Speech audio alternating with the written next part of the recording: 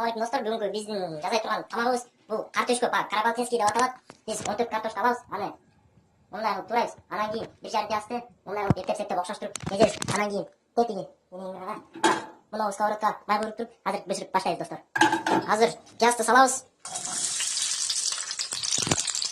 Пияздан кийин ичине курулгандан кийин картошканы салабыз. Достор, пияз жакшы курулуш үчүн буну битбокс менен куруш керек. Ошондо бунун даамы чыгат, мисалы.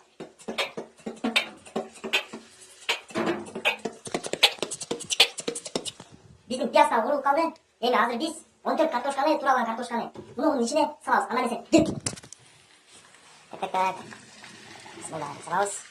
Салдык. Мына салдык. Эми муну менен мындай түртөйбүз, чукуйбуз.